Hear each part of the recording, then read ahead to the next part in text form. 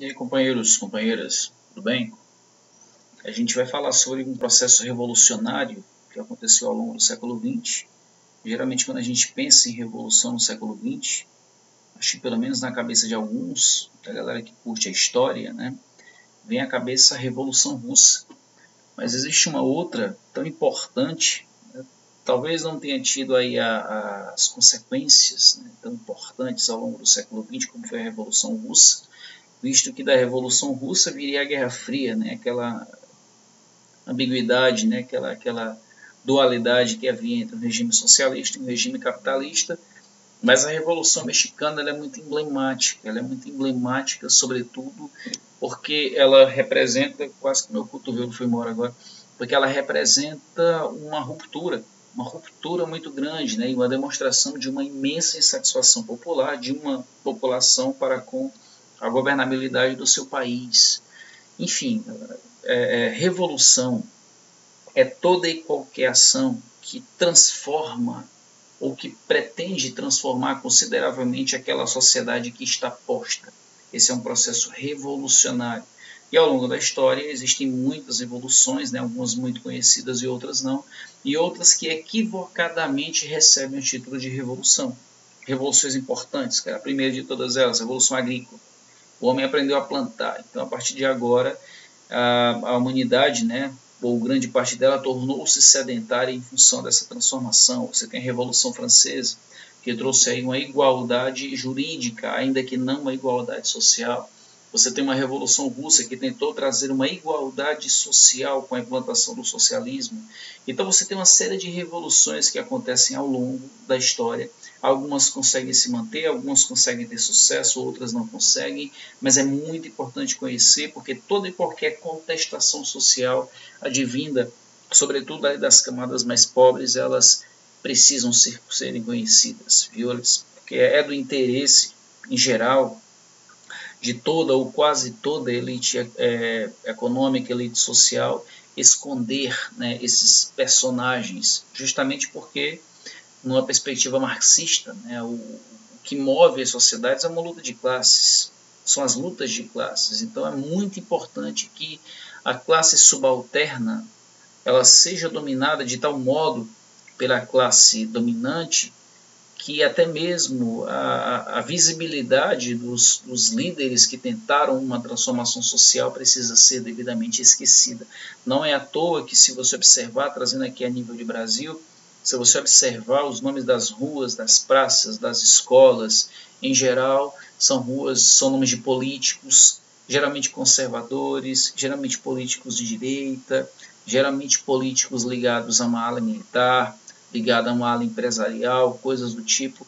Geralmente as pessoas, né, que vêm das camadas populares e que questionam o sistema, que tentam uma transformação social, seja ela qual for, dificilmente recebem uma homenagem oficial desse mundo, certo? Afinal de contas, alguém já ouviu falar de uma rua chamada Antônio Conselheiro?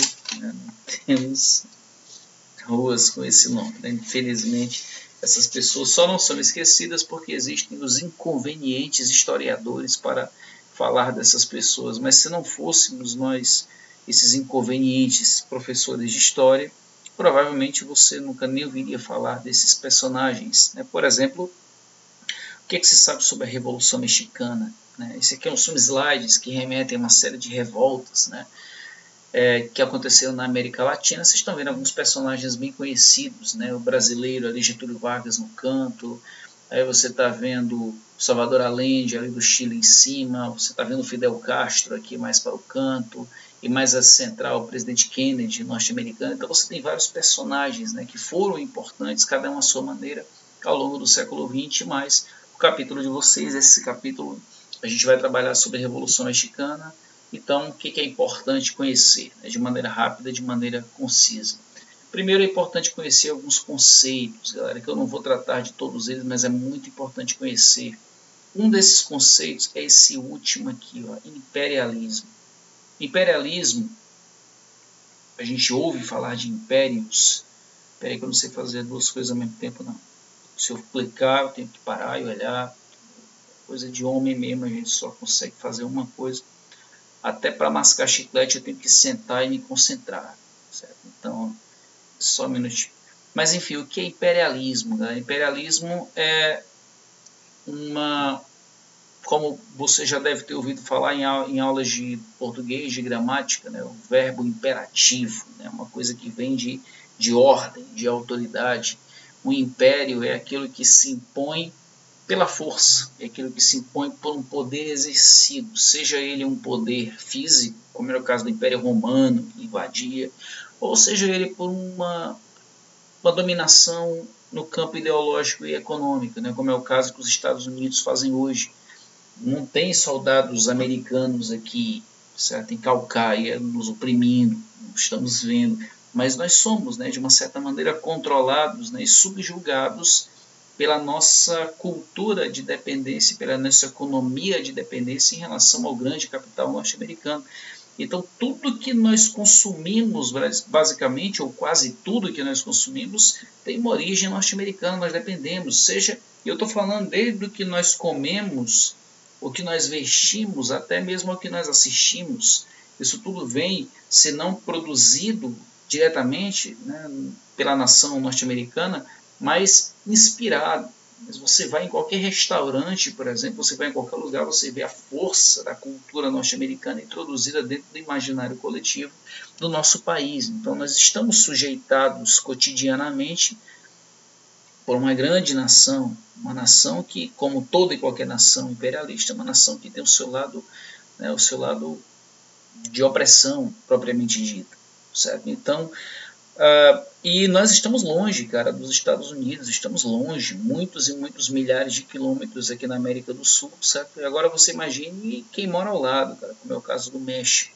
O México, ele sofre e sofreu com a opressão norte-americana, tanto no aspecto econômico e ideológico, como no aspecto físico. Afinal de contas, muitos conflitos aconteceram diretamente entre Estados Unidos e México pela questão da posse das terras. E muitas terras mexicanas foram perdidas para os estadunidenses, seja pela guerra, seja por outros métodos. Né? Ou se, não tenha dúvida de que o Novo México não fazia parte dos Estados Unidos, aquilo era do México. E boa parte daqueles países que ficam ali, ó, na parte sul dos Estados Unidos, eram terras que antes, né, que anteriormente pertenciam ao México, que foram devidamente tomadas. Então a opressão, ela tem uma origem mais antiga, ela tem uma origem histórica da própria formação dos Estados Unidos, que trouxe a deformação do México como consequência. Então existe uma rivalidade instituída. O México, que apesar de estar do lado, né, dos primos ricos lá, Estados Unidos e Canadá, mas é um país que se assemelha muito mais ao nosso sangue sul-americano.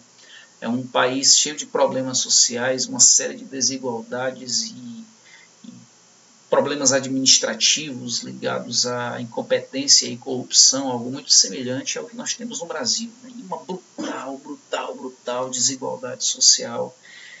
Ou seja, cara, nós somos muito parecidos com o México em muitos aspectos mesmo. É o México que nasceu já fruto de uma opressão. Afinal de contas, né, as cidades mexicanas já nasceram através da expropriação de terras que antes pertenciam aos mexicas, né, posteriormente chamado de astecas, como nós conhecemos mais. Então, já nasceu de massacres, já nasceu de estupros, já nasceu de expoliação, já nasceu de escravização. Então já tem toda uma história ali maculada, né, mazelada por esse processo de dominação espanhola, o que não difere muito do Brasil. A nossa colonização também não foi sensível e gentil, não. Ela foi também debaixo aí de muito sangue, muita morte, muita violência. E, ou seja, galera, nós somos primos de primeiro grau em relação aos mexicanos, ok? E aí no mexicano, o que a gente tem, cara? A gente tem uma elite que a gente chama de elite crioula. Crioula, aqui no Brasil, quando você usa o termo crioulo, as pessoas associam logo a pessoas negras, né? Mas no México é o contrário.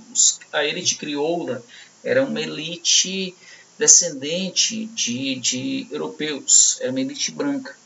Se você olhar as novelas mexicanas, por exemplo, você vai ver que as atrizes são extremamente parecidas com mulheres espanholas, né? Mais ou menos aqui no Brasil. Se uma pessoa acha que conhece o Brasil só pelas novelas da Globo, por exemplo, vai achar que todo mundo aqui no Brasil é branco, que todo mundo aqui no Brasil né, tem aquele perfil europeu, digamos assim. Né? A gente só conhece o perfil do mexicano quando assiste Chaves, que a gente vê como é que o mexicano de fato é, certo? Mas essa elite crioula é uma elite descendente dos espanhóis, propriamente dito. Havia os chapetones, que eram os próprios espanhóis, e a elite crioula eram os descendentes daqueles espanhóis que durante tanto tempo colonizaram esse território.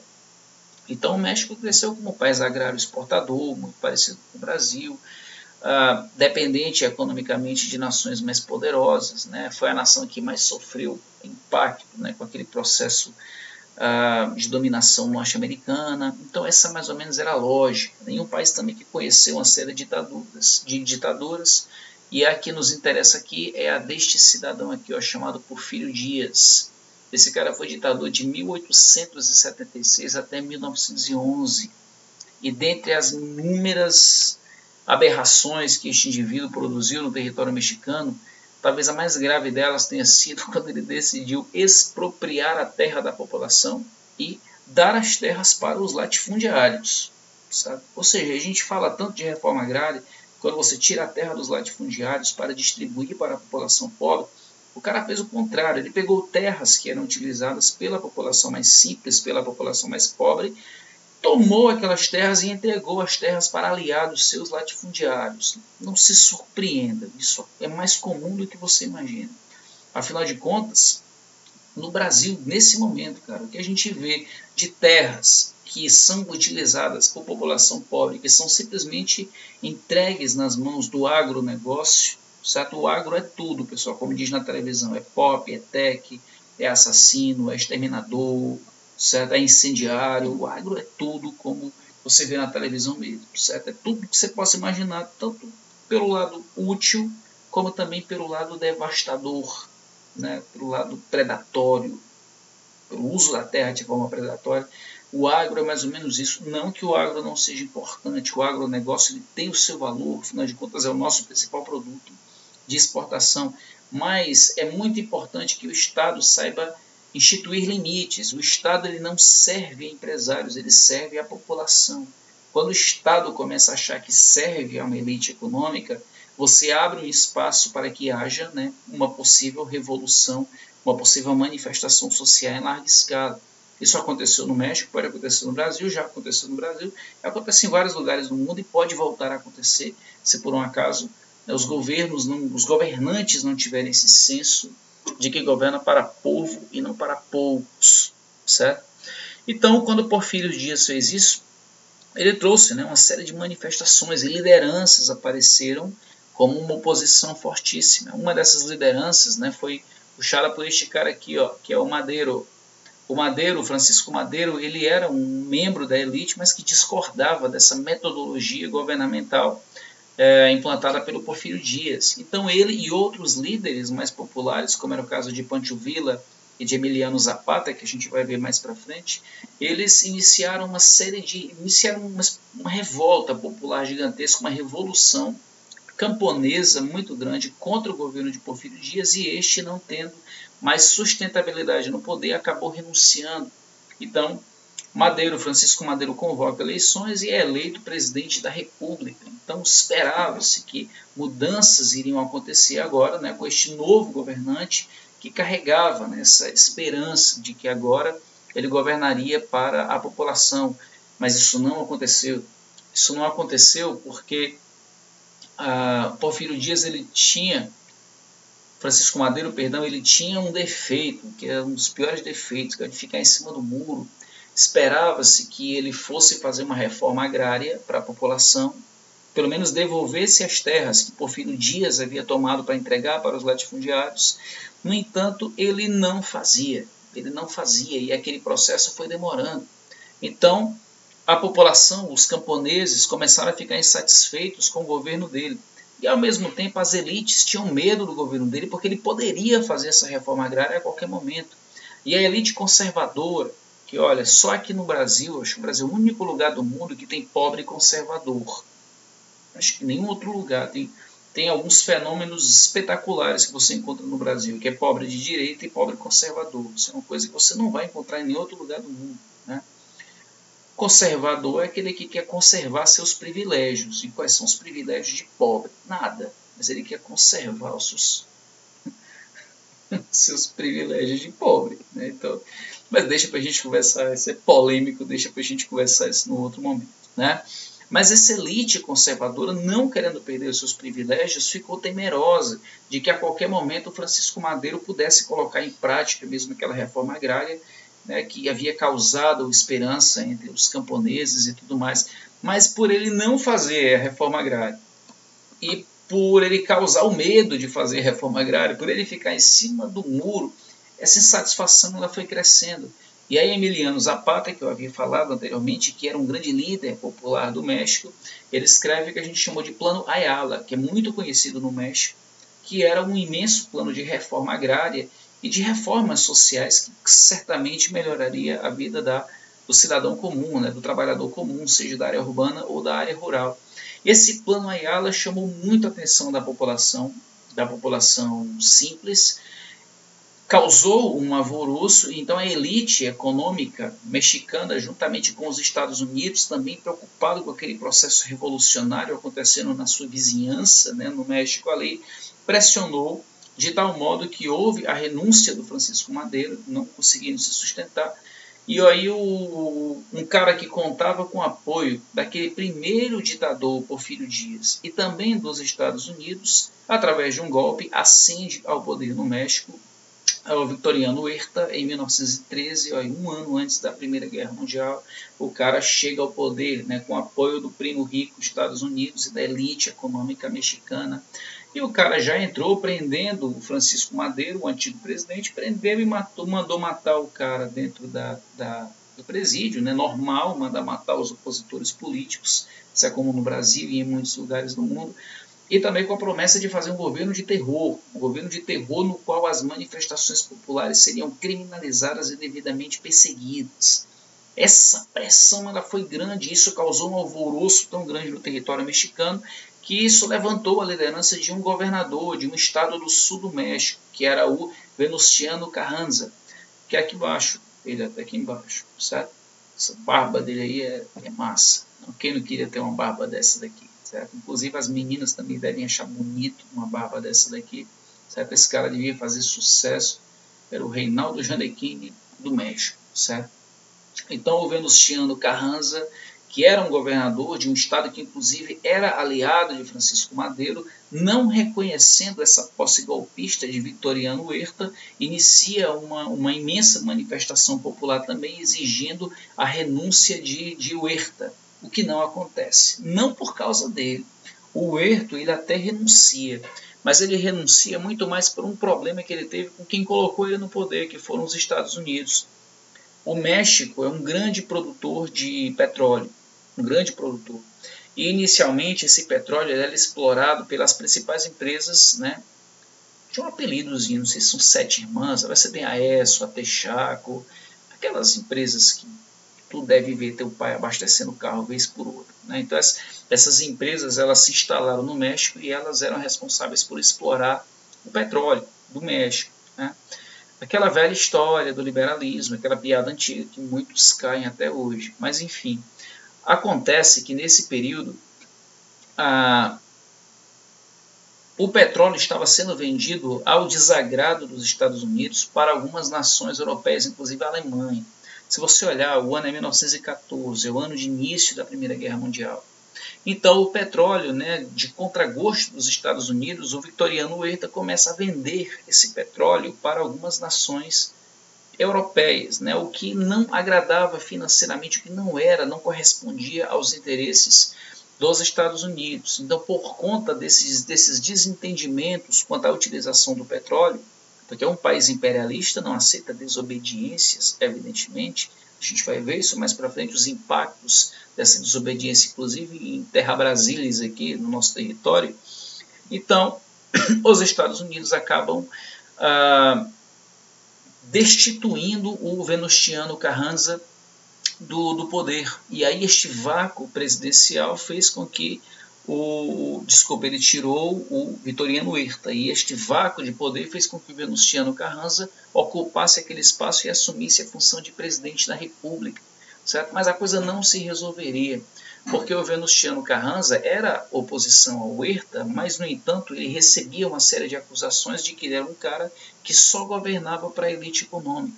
Então, ele não era o alguém que corresponderia às aspirações da população camponesa e urbana, da população simples e trabalhadora. Era do conhecimento de todos de que ele era um cara que governava para as elites.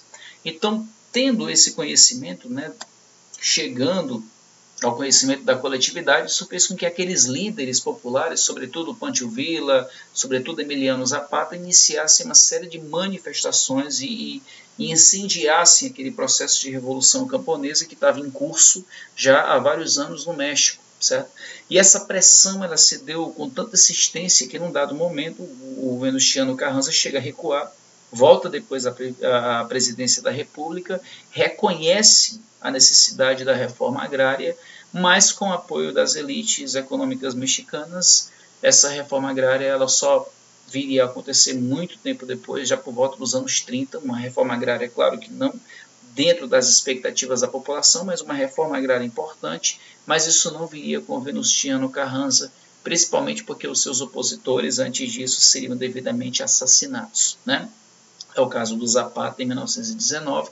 O Pancho Villa já seria depois da morte do Carranza, mas ele seria assassinado em 1923, certo? Antes disso, em 1917, o Venustiano Carranza ele lança uma constituição para o México, essa constituição que é utilizada como legitimação para seu próprio governo, sendo que ele havia assumido o poder, né, de maneira golpista por conta do afastamento do presidente anterior, mas com a Constituição de 1917 ele consegue legitimação para manter-se na presidência, mas essa Constituição trouxe também alguns avanços, sendo estes uma série de reconhecimentos a direitos da população mexicana. Essa Constituição, inclusive, inspira a Constituição até os dias contemporâneos, até os dias atuais. Uma frase interessante do Zapata é essa daqui, ó, é melhor morrer de pé do que viver de joelhos, né? Essa frase é uma frase muito simbólica, é muito interessante e ela evidencia, né, a importância, digamos assim, das pessoas lutarem aí pela emancipação do seu país, pela emancipação das pessoas e para tentar, né, a sua maneira, construir um mundo aí melhor e um mundo decente aí para todos. Tá bom? Em aulas aí mais para frente a gente vai ver a Revolução Russa também, que tinha um espírito parecido com esse, uma revolução bem diferente dessa daqui, com certeza, mas que os objetivos não eram tão distantes, não eram tão diferentes. Tá bom? Então é isso, galera. Valeu, um abraço para vocês. A gente se vê aí numa aula próxima, tá bom? Valeu, pessoal. Tchau.